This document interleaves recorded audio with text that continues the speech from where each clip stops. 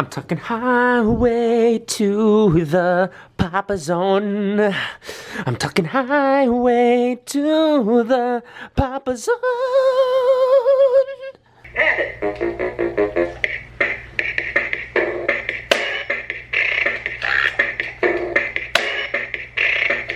Yo, what is going on, guys? Welcome back to a brand new video.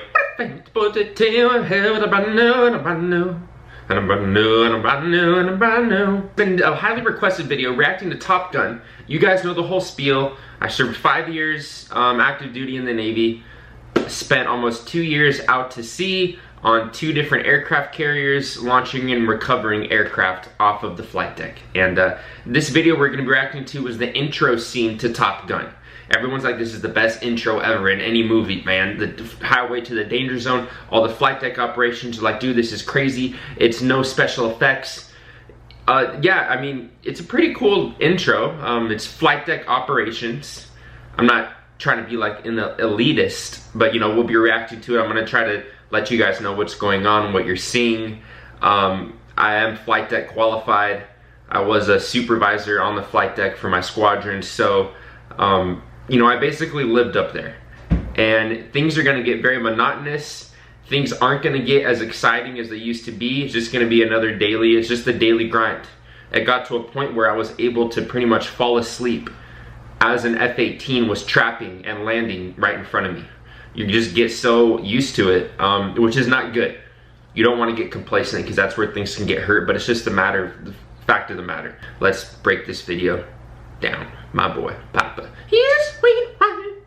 On March 3rd, 1969, the United States Navy established an elite school for the top 1% of its pilots. Its purpose was to teach the lost art of aerial combat and to ensure that the handful of men who graduated were the best fighter pilots in the world. They succeeded. Today, the Navy calls it Fighter Weapons School. The Flyers call it Top Gun.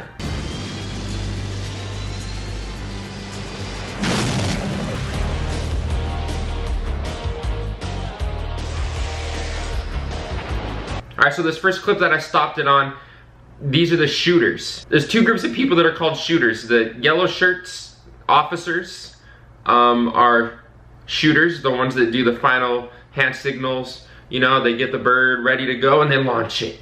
These guys that you see here wearing white jerseys, they actually wear white checkered jerseys. Those are the troubleshooters. So those are squadron members of fixed wing aircraft that basically do their final checkers as well. Troubleshooters, final checkers. They do the last checks on the birds. They're standing right on the edge of the wings, and you know, they're the ones that are holding onto the pad eye that you see put their thumbs up at the very end. Once they put their thumbs up and everything checks good, you'll see them looking at all the flight controls, they're looking at everything. But if you want to do their job or interested in it, then you would have to be a part of a fixed wing squadron. And you have to have a job like AM, aviation mechanic, AD, aviation machinist mate, AT or AE, and possibly AOs. AOs do it as well, but they kind of do it a little bit differently. So look into those jobs if you want to be a final checker.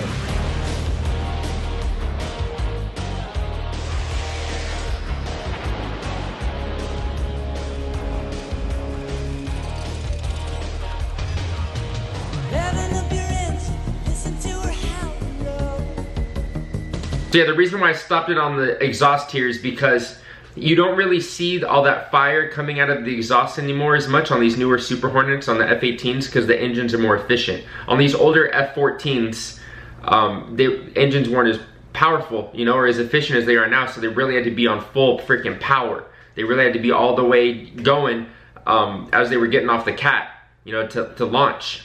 So nowadays you don't really see that as much unless it's night. When it's nighttime, you see it a little bit, but during the day, not really. Also, another thing with the exhaust is when you have to cross behind an F-18 on the flight deck. And when an F-18 turns, when an ABH, a yellow shirt, gives this hand signal to turn, tell the pilot to turn, he's gonna get on the power. He's gonna get on power a little bit, and he's gonna turn the aircraft.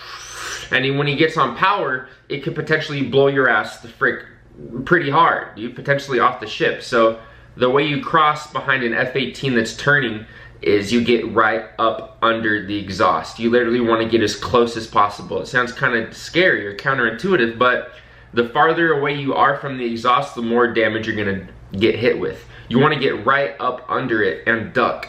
Basically want to run and duck under the exhaust as it's going.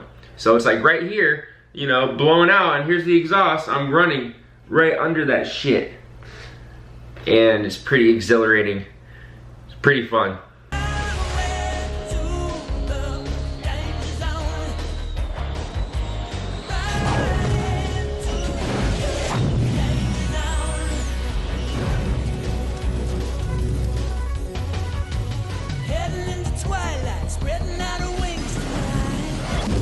Dude, gear dogs. There, you see their arresting gear wire that they were moving around right there. That's the wire that traps, that catches the jets as they're landing with the tail hook. That's the thing that stops the jet from going 200 miles an hour to 0 in a very, very short amount of time, very short distance. Now, why gear dogs are so awesome for me, why I really loved watching them work, is because a lot of times they have to change out the arresting gear wire during flight operations. So you have a jet that comes in traps, you have an F-18 that just landed. 30 seconds after that F-18 lands, another one's coming in and they're catching another one. 30 seconds after that, another one, another one. So in between those recoveries, the gear dogs, or also they're called ABEs, we call them gear dogs for their nickname, they would have to change or swap the arresting gear wire completely and bring out a whole new one within a minute. They'd have a minute to freaking do this arresting gear change. They can't mess up, or that jet is not gonna be able to freaking land. It's gonna have to just fly right over the flight deck or pass over the ship. And I don't know if you guys know how much JP5 is, or jet fuel, but you know, if they miss a deck hit, that can potentially cost the government, you know, who really cares, but the taxpayer, really, I guess we should care. It's gonna cost them thousands and thousands and thousands of dollars if the gear dogs don't change the wire under a minute. And you guys should try to watch a clip. Look up gear dogs, look up ABEs changing the 2 or 3 or 4 wire, because those guys freaking hustle. Those guys you saw with the hose, the fuel hose, those are the fuelies, the grapes, the purple shirts, the ABFs. Now, I didn't really like them, dude, no offense to any ABFs out there, but I just think they're obnoxious as hell. Because number one, I can do their job. That wasn't even my job to fuel the aircraft. They fuel every single bird up there. Fixed wing, F-18s, Growlers, Prowlers, helicopters, Greyhounds, Hawkeyes, they fuel everything. But when we're not deployed, like since I'm squadron, when I'm on the beach, working on the beach, not on the ship, I have to fuel my own aircraft. I fuel my own helicopters. I take the hose and hook it up and do what they're doing to the helo. And they were just so freaking slow. Man, it's like their one job is to, that's all they have to do is fuel the bird. And a lot of them were just so freaking inefficient at it. It took them so long to hook up the hose. And they were fumbling around with it and just like, I wanted to just run in the rotor arc and grab it myself and like, come on, man. You got one job. Hook up the hose, connect that shit, and let me start fueling and talking to my pilots.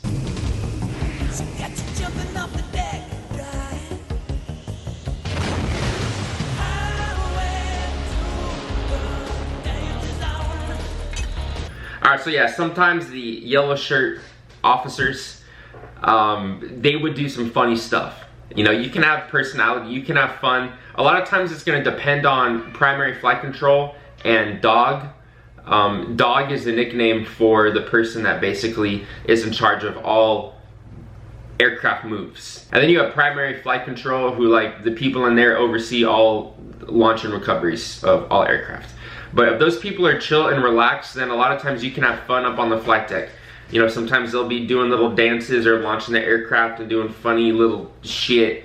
Ourself with helicopters, there's a lot of times we have to put chocks and chains, right? A helo lands, I recover a helicopter, and we have to put chocks and chains on it. So we do races a lot.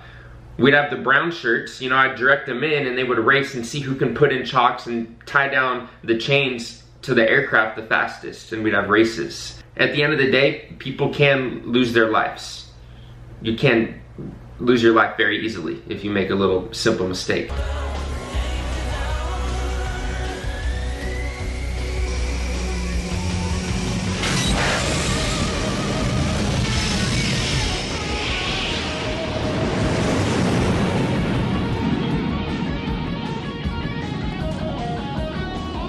So this last part that stood out to me was the steam catapults. I'm sure you guys have a lot of questions about the steam that you see.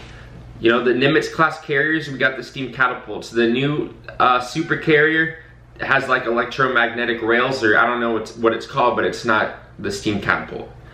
And that's all that I know. All I know is working around steam catapults, and it's very, very hot and uncomfortable. It's like sitting in a steam sauna or a steam room, whatever you call that, at the gym. All that steam as well will make the catapults very, very slippery. So I've seen people fall and eat shit walking over the cats because so much steam it causes condensation and you're gonna slip and fall. It doesn't really hurt if you're like standing in it and it's getting on you. It's just a little uncomfortable sometimes, and you might get a little, warm and maybe start sweating, but it's not really like painful, more just obnoxious or annoying. If it's really, really windy, which a lot of times during flight deck operations, the aircraft carrier is always gonna go into the wind. Why is that? Well, if you're going into the wind, right, all the wind's coming over the flight deck, it's gonna create more lift when the jets take off. You're gonna get even more help, so it's help them even more. So it's always gonna be very windy, so that stuff will dissipate. The steam will dissipate a lot quicker than you think. Yo, thank you guys so much for all the support, man. I hope you really enjoyed this video. Please let me know what other videos you want me to react to. If there's any other video game title similar to Battlefield that has aircraft carrier missions, let me know. I'd love to break that down. We're on the road to 100,000 subscribers. We're seriously about to hit 100K, probably end of next week. Like, tell your friends, tell everyone, man, to subscribe and to join the Lobster Squadron before we hit 100K, because then you're gonna be an OG and you're gonna be pre-100K. You're gonna be part of the fam. And dude, I got this at a garage sale. Shit. Okay. Is it broke already? Come on, dude. Paid $3 for this. Also, JTsuits.com is going live very soon, where we're going to be dropping 100K merch for hitting 100,000 subscribers, dude. Special edition merch. My Boy Papa shirts. Lobster Squad shirts. You guys are going to love this shit, man. JTsuits.com going live soon. My Boy Papa. See you very soon. Good boy.